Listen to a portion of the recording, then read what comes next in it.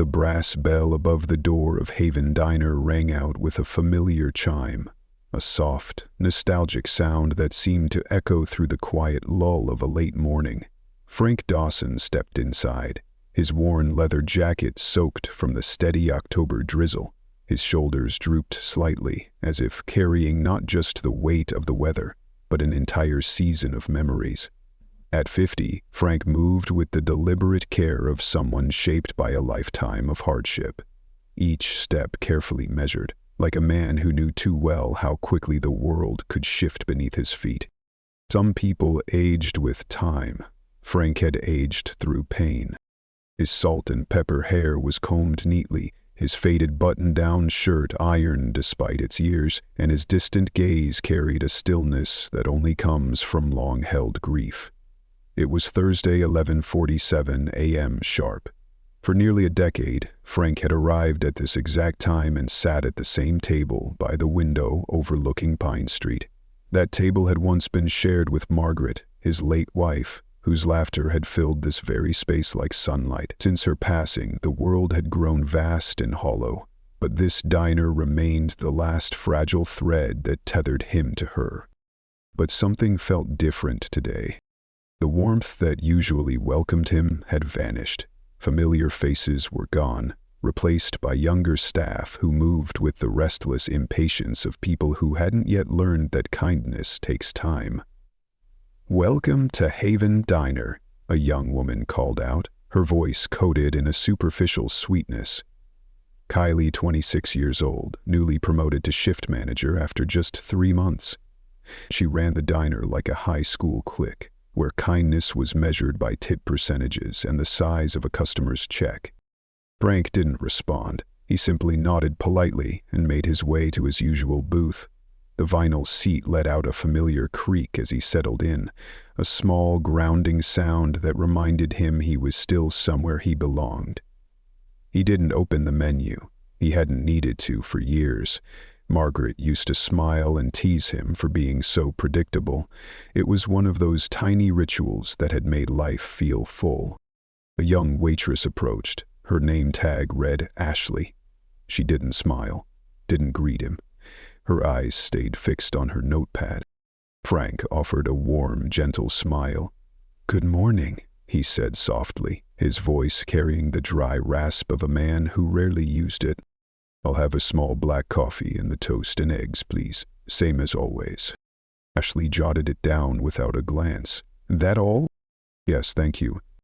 As she walked away, Frank overheard her whisper to Trevor, a lanky server with bleached hair and the smug air of someone who believed this small-town diner was beneath him.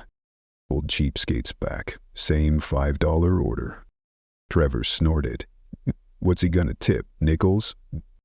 Frank heard every word, but he didn't flinch. Instead, he turned toward the window, watching an elderly woman across the street wrestle with her umbrella in the wind. He thought of Margaret, how she used to laugh at his insistence on always carrying an umbrella, even when the forecast said just a 20% chance of rain. "Better safe than sorry, Frankie," she'd tease, and he'd pretend to be annoyed, even though he secretly loved hearing her call him by that nickname, one only she was ever allowed to use. The coffee came. It was barely warm with no visible steam, served in a plain, white ceramic mug. Frank wrapped his fingers around it anyway, grateful for the faint warmth it offered, not just to his hands, but to his spirit. Some things, he'd learned, were too small to complain about.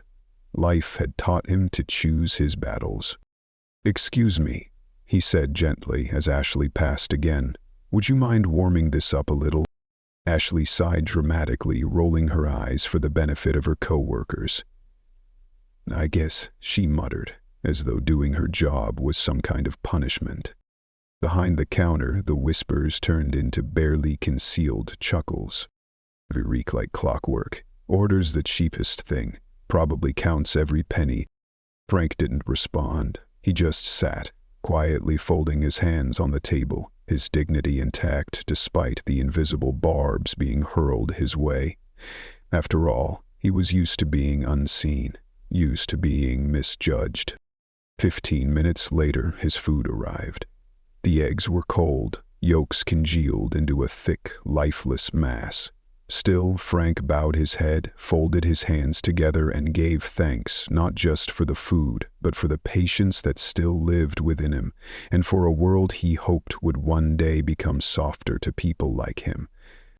The toast was so cold the square of butter sat unmelted atop it.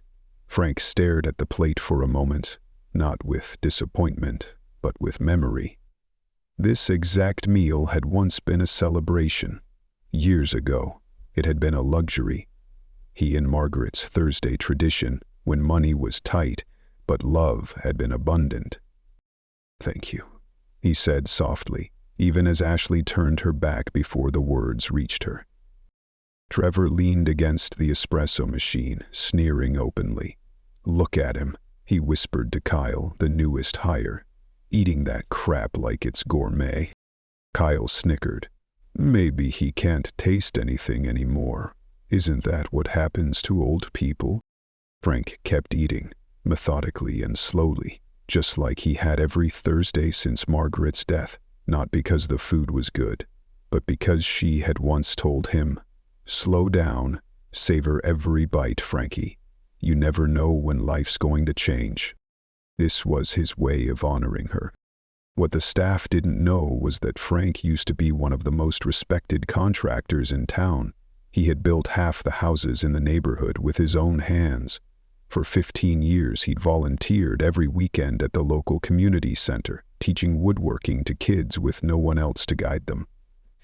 They didn't know that this cheap meal was the same one he and Margaret had shared on their first date 43 years ago, back when $20 had to stretch across a whole weekend. And somehow it had always been enough. All they saw now was an old man taking up space, leaving behind a modest tip. Frank gently cut his toast into small, perfect squares, a habit Margaret used to tease him for lovingly, a ritual of love now reimagined as a silent prayer. Then, something caught his attention. A man probably in his 30s sat 2 booths away, dressed simply in a gray hoodie and jeans. He looked like any other customer enjoying a late breakfast. But there was something in the way he watched, not just Frank but the entire staff. Their movements, their conversations, the way they treated people. His eyes were calm, observant. Too observant to be random. Their eyes met. Frank gave a polite nod, the kind he'd offered strangers his whole life. The man nodded back, his expression thoughtful and subtly troubled. Something in that quiet glance told Frank, this man was not here by accident. Frank finished his meal in quiet dignity. As he had every Thursday for nearly 10 years, he left a $5 bill on the table. When he stood, he adjusted his jacket like armor against a chill that came not just from outside, but from the indifference around him. Kylie's voice cut through the air just loud enough for her co-workers to hear, yet slyly quiet enough to avoid blame. "See you next week, budget grandpa." The man in the gray hoodie looked up immediately, his jaw tightened and his eyes flashed with restrained outrage, but Frank, whether he didn't hear or simply chose not to, just walked toward the door with that same calm grace he'd always carried. The bell above the door chimed once more as Frank stepped into the soft October drizzle, leaving behind a diner where warmth had grown as cold as the coffee he'd been served. Behind him, the low snickers and petty jokes continued. No one noticed the man sitting silently 2 booths away, watching everything unfold with a gaze that absorbed more than they could imagine. To the rest of the staff, it was just another Thursday. But the stage had already been set for a truth none of them were prepared for. Another Thursday arrived. The sky remained gray, rain hung in the air like it had been waiting all week. Once again, at exactly 11:47 a.m., Frank Dawson stepped through the doors of Haven Diner. The familiar chime rang out again, not just marking his arrival, but sounding almost like an omen. Trevor was wiping down a table near the entrance when he spotted Frank coming in. Something flickered behind his eyes, a cruel little spark. As Frank made his way to his usual booth, Trevor followed close behind.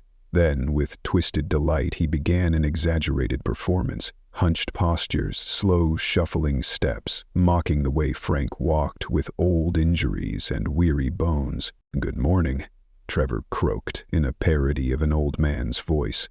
"Could I please have my usual?" Ashley and Kyle burst out laughing, though they were supposed to be prepping for the lunch rush. Frank, as always, moved carefully into his booth. He placed his hands gently on the table, waiting with the patience of a man who had waited his whole life for dignity that was too often denied.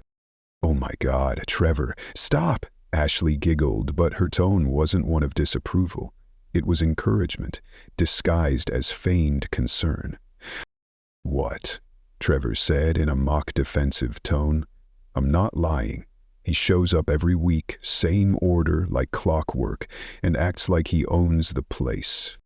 Just then, Kylie emerged from the kitchen, holding a fresh pot of coffee. When she spotted Frank at his usual spot, her lips curled into a cruel smile. She approached the booth slowly, dragging each step, as if walking through syrup. "Let me guess," she said, loudly enough for the entire diner to hear. "Black coffee and toast with eggs, right?" "Yes, thank you," Frank replied with his usual gentle smile, still offering kindness in return for their contempt. Emily spun around and shouted toward the kitchen, her voice dramatic and theatrical. "Calm, sad breakfast for table 4. Make the eggs especially depressing." Laughter erupted from the kitchen. Trevor picked up the cue, still in character. "And don't make it too hot," he added in his old man whisper. "These hands can't handle high temperatures." Not one of them noticed the man in the gray hoodie had returned. Jake Rivers sat in the same booth as last week. His newspaper lay unread, his coffee sat untouched.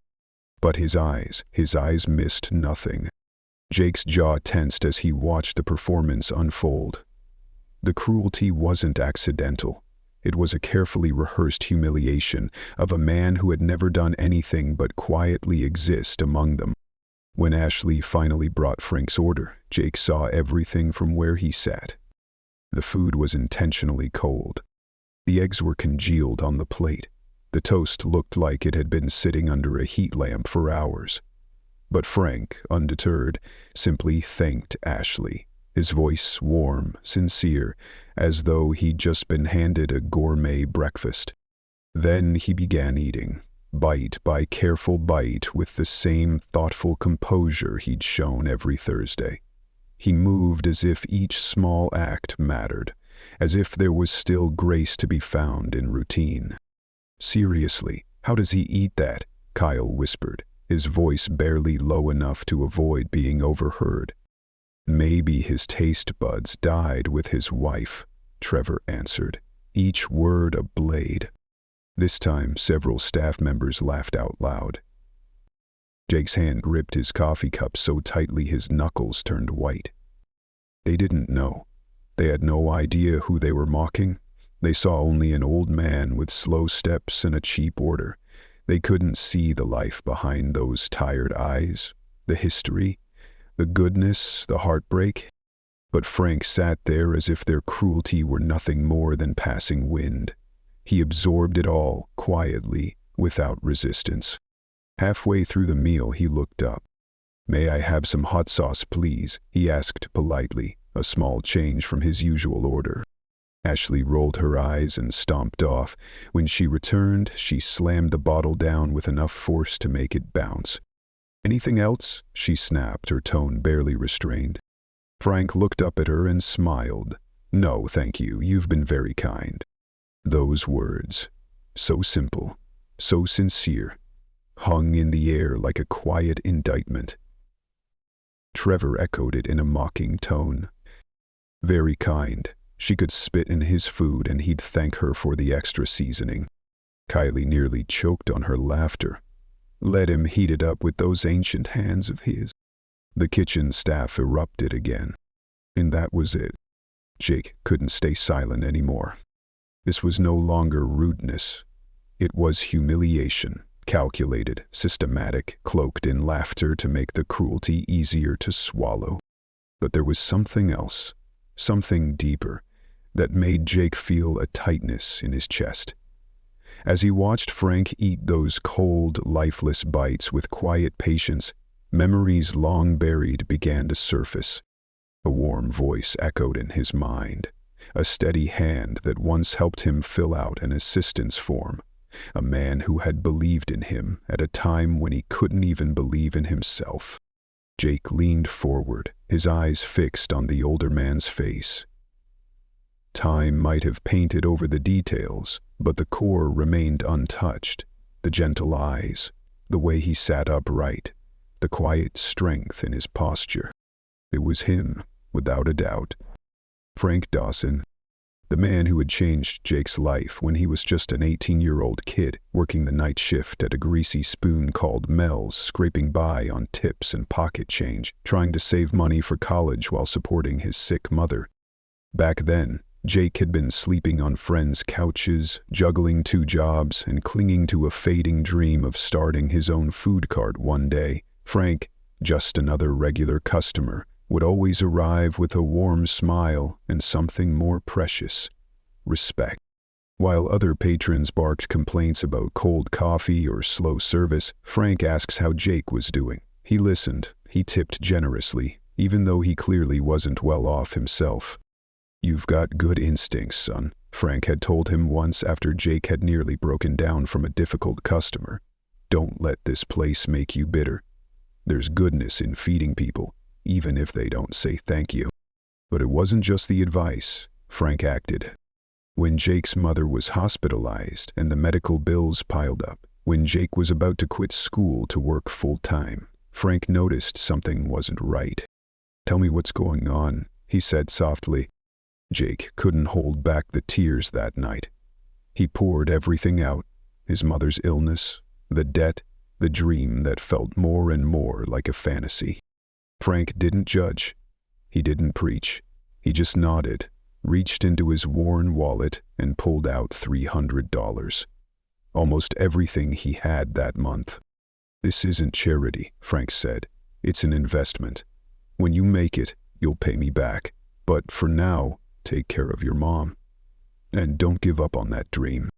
Frank didn't stop there. He drove Jake to City Hall to file for a business license, helped him decipher the health department rules, introduced him to other small business owners. In his old pickup truck, Frank had said, "Success isn't just about working hard. It's about working smart, staying decent, and remembering every customer has a story. Respect costs nothing, but it means everything." Jake hadn't let him down. That food cart became a reality. Jake worked 18-hour days, served lunch to office workers and students while studying for a business degree at night.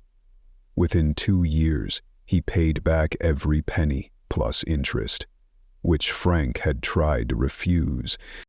But Frank's impact was worth far more than dollars. He'd taught Jake the soul of business: fair wages for employees, honest dealings with suppliers, loyalty earned not through gimmicks, but by showing up and doing things right. When Jake opened his first restaurant, Frank was there, opening night, standing quietly at the back, eyes misty, proud like a father watching his son take his first step. That single restaurant grew into a chain, Haven Diner spanning 3 states. But as time passed, success demanded more and more of Jake. Multiple locations, meetings with investors, expansion plans. In all the busyness, Jake lost contact with the man who had made it all possible. And now here he was, watching that very man being degraded by the staff at a diner that existed because of his values. Shame washed over Jake. Then came resolve. Frank had once told him that success meant nothing if you forgot those who helped you reach it. And Jake, his heart pounding like a storm on the horizon, knew this was the moment to make it right. As always, Frank ended his meal with a quiet, dignified ritual. He didn't eat because he enjoyed cold eggs and dry toast. He ate because finishing what you started, even the smallest things, was an act of integrity. Jake watched every movement. Frank dabbed his mouth with a paper napkin, then reached into his coat for a weathered leather wallet, brown, worn thin at the edges, the same one Jake remembered from 15 years ago. Frank counted out exactly $4.37 in coins, quarters, dimes, nickels. Then he added a single dollar bill for a tip. A 22% gratuity from someone living on a fixed income.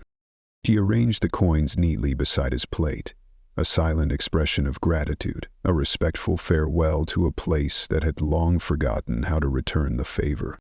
But today, Frank didn't know someone was watching, someone with a debt no amount of money could ever repay. "Thank you for the lovely meal," Frank said as Ashley passed by his table, his voice still carrying the warmth it held the day he first believed in a lost, scared teenager's dreams. Ashley barely glanced at him. "Yeah, whatever," she muttered, already busy wiping down another table.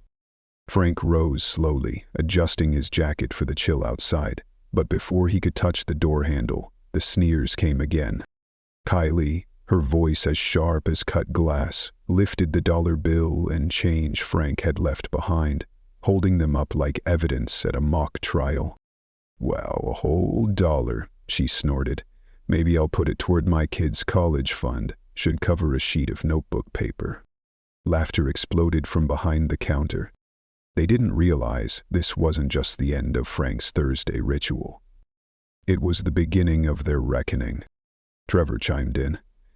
"Guess he still thinks it's 1950 when a dollar could actually buy lunch." Kyle clasped his hands together in mock prayer, his voice dripping with sarcasm. "Bless that generous old soul." Frank didn't turn around, but Jake, seated just a few tables away, noticed the subtle sag in his shoulders like the weight of 1,000 tiny stings of disrespect had suddenly settled on him. And that was the moment Jake Rivers could no longer sit still. It wasn't anger, it was a cold, unshakable clarity, the kind that had carried him through tough negotiations and built a company from the ground up. These people had no idea who they were mocking. They didn't know that the man they just ridiculed had once been the heart and soul of this very place. And worse, they didn't know someone was watching. Jake stood up, leaving behind his untouched coffee. He walked toward the counter with quiet purpose, his steps calm but radiating an unmistakable authority. Kylie was still playing the lead in her little comedy act, holding up the money like a punchline, until she found Jake standing directly in front of her. The atmosphere in the diner shifted immediately. Conversations died mid-sentence. Every pair of eyes turned toward him, instinctively sensing something big was about to happen. Frank paused at the door, glancing back in confusion, uncertainty flickering across his face. Jake scanned each face behind the counter. Kylie still smirking, Trevor leaning smugly on the espresso machine, Ashley pretending to be busy wiping down a counter. "Excuse me," Jake said, his voice not loud but somehow echoing through the silence. "Is that how you treat the man who kept this place alive longer than any of you have worked here?" The question hung in the air like a blade. Kylie's expression froze. She slowly lowered the dollar as if it had burned her fingers. "I'm sorry, what?" she stammered, her voice suddenly missing the bite it had carried before. Jake turned to Frank. Their eyes met. Recognition dawned in Frank's features, softening the hurt. "Jake," he whispered. Just one word, but it held 15 years of memories, gratitude, and a bond deeper than words could convey. The silence inside Haven Diner grew heavier. The only sounds were the faint hum of the coffee machine and the gentle tapping of rain on the windows. Jake turned back to Kylie. "You don't need to understand what's happening here," he said calmly, "but you're going to listen." He reached into his jacket and placed a business card firmly on the counter. The stylized H logo was unmistakable, the same one they saw every day on the walls, the aprons, the coffee mugs. Jake Rivers, President and CEO, Haven Diner Corporation. Kylie went pale. Trevor shot upright like he'd been electrocuted, nearly toppling a stack of plates. Ashley dropped the cleaning rag she'd been clutching. This isn't possible, Kylie stammered. The owner's a corporate guy. He never visits individual locations. Jake cut in. Looks like you've been wrong about quite a few things. He swept his gaze around the room, landing finally on Frank. Frank, would you mind sitting back down? We've got some catching up to do. Frank hesitated, hand still on the door. Jake, what are you doing here? Jake smiled, for the first time since standing up. Making sure my restaurant still upholds the values you taught me. Values that, clearly, a few of my employees have forgotten. Kylie jumped in, desperation creeping into her voice. Mr. Rivers, with all due respect, you don't understand. That customer, he's difficult, always complaining, makes other customers uncomfortable. We were just trying to keep the atmosphere positive. Complaining. Jake's voice sharpened like ice. Frank Dawson is the most patient, respectful customer I've ever known. He pulled out his phone, scrolling swiftly through a list. These are recent reviews from our customer feedback system. Last week, I saw staff mocking an elderly man who was nothing but kind. I won't be back. The shift manager openly humiliated a customer. Disgraceful behavior. It was awful watching employees mistreat a senior just because he didn't order something expensive. With every line Jake read aloud, the diner grew quieter. Some of the patrons began to nod, visibly remembering the things they'd seen and said nothing about. But the real issue here, Jake continued, his voice now steel, isn't just poor service. It's that you singled out a man you don't even know. He turned to the room. 15 years ago, I was just some 18-year-old kid sleeping on a friend's couch, working the night shift, chasing a foolish dream. The man you just called a cheap old grandpa gave me $300, 0 cents, from his own savings so I could pay for my mom's medical bills. He taught me how to start a business, how to treat people with respect, and that every customer, every single one, deserves kindness. Frank stood still, his eyes red, misted with tears. But it wasn't from humiliation. It was from hearing his name spoken with such deep respect, from realizing that the kindness he had once offered in silence had taken root and blossomed. Jake looked at Frank, then turned back to the room. The food truck I started with that man's kindness became the restaurant chain you all work for. And every value that built Haven Diner, respecting customers, serving with heart, upholding dignity, I learned from Frank Dawson. Trevor took a small step back, as if trying to disappear into the shadow of his own guilt. We didn't know, he muttered, voice shaking. Jake turned, eyes sharp. Not knowing is no excuse for cruelty. You didn't need to know who he was, Jake said firmly, stopping Trevor in his tracks. You only needed to remember that he's a human being. And the bare minimum every human deserves is respect. Jake stepped toward him, his gaze steady and calm, not loud or angry, but carrying the authority of someone who didn't need to raise his voice to command a room. You're fired. Clean out your locker and leave. Trevor's face turned white. Over some old guy? Ken, and I just did, Jake cut in. The security footage captured every second of you mocking Frank's disability. That's not just heartless, it could qualify as criminal harassment. He turned to Kylie next. You're suspended, effective immediately. Corporate will review every complaint, every decision you've made as shift manager. The diner was silent, so quiet you could hear the trembling clatter of Trevor's belongings as he packed up. As he reached the door, Jake didn't turn, but spoke with clarity. Trevor, one more thing. The man you called a cheap old guy. He built half the homes in this town with his own hands. You should learn to bow your head in front of a man like that." The door slammed behind Trevor like a gavel falling in court, and only then did Jake turn back to face Frank. The older man stood by the window, silent tears tracing the deep lines in his face. No one in the diner said a word. They sat motionless, breakfast plates cooling before them, caught in the eye of a storm made not of rage, but reckoning. Jake walked swiftly to Frank. "I'm sorry," he said softly, his voice low and sincere. "I'm sorry for what happened here, and I'm sorry it took me this long to find my way back to you." Frank wiped his tears with the back of his hand, a gesture so familiar that Jake was instantly pulled back to that first night they met, when Frank had noticed a young man quietly falling apart beneath the weight of life. "Jake, after all these years you still remember an old man's kindness?" Jake let out a breath of a laugh, thick with emotion. "You saved me. You pulled me out of the dark and gave me the foundation to build all of this. And I let you drift away without ever properly thanking you." Frank shook his head, his gentle smile unchanged.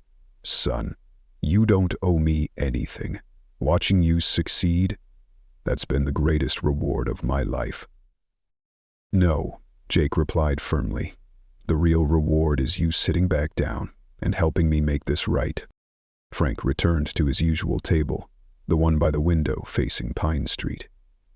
Jake stood before the staff, now gathered into a nervous, silent circle. "This is Mr. Frank Dawson," Jake began, placing a hand gently on his mentor's shoulder. "Starting today, Mr. Dawson eats for free at any Haven Diner location. Every meal is to be prepared with the utmost care and respect, as if I were sitting at that table. No, more than that, because he's the one who taught me what real service is." Jake scanned each face, locking eyes with every employee. "We don't just serve food here. We serve people. The rich, the poor, the quiet, the demanding. Every person who walks through that door deserves our respect, not because of how much they spend, but because they're human beings." A hush swept the room. Some heads bowed, some eyes welled with tears of shame. "Ashley Kyle, you're staying, but you'll undergo retraining on customer service and basic human decency. As for the kitchen staff involved today, you'll be attending empathy and sensitivity workshops." Then Jake turned to Maria, the one middle-aged server who hadn't joined in the mockery, who had quietly refilled Frank's coffee without being asked. "Maria, please step forward." She approached timidly, clearly expecting to be reprimanded. But Jake smiled warmly at her. "You're my new shift manager. I saw the kindness in how you treated every customer, including Mr. Dawson. That's the kind of leadership this place needs." Maria's eyes widened, tears glimmering. "Sir, I've never managed anything." "Frank will help train you," Jake said, turning to him with deep respect. "That is, if you're willing to help us remember what Haven Diner was always meant to stand for." Frank paused, visibly moved, then nodded. In his eyes, a flicker of surprise, emotion, and long-lost warmth. "You want me to train Haven Diner's managers?" "Not just that," Jake said. "I want you to help me remember why I started this in the first place. Because people matter. Because every customer has a story, and because kindness is never wasted." Jake turned toward the counter and pointed to a blank wall behind the register. "We're also starting something new. That wall will be our customer legacy wall, a space to honor those who've helped shape the spirit of Haven Diner." Then he turned to Frank. "The very first photo on that wall will be yours." Frank sat in stunned silence. The words washed over him like a river flowing backward through time, cleansing, healing, warming. At last he spoke, voice raspy with emotion. "All I ever wanted was to come here every Thursday and remember Margaret." "Then that's exactly what you'll do," Jake said gently. But from now on, with hot coffee, real food, and the respect you've always deserved. He turned to Maria. Please bring Mr. Dawson a proper breakfast, exactly how he likes it, but this time make it perfect. Maria rushed to the kitchen. Jake sat across from Frank at the table, his fingers laced like the boy he once was. Now tell me about Margaret, about the years I missed. We've got a lot of time to catch up on. For the first time in months, Frank smiled, not the polite kind he wore out of habit, but a real smile, one full of memory, of warmth, and of hope. He began to speak of his wife, of quiet mornings, and how a simple breakfast could keep a love alive long after the world had moved on. Outside, the rain had stopped. The early afternoon sunlight poured through the window, warming the booth where a mentor and his student were reunited, proving that kindness, like a well-cooked meal, is always worth the wait.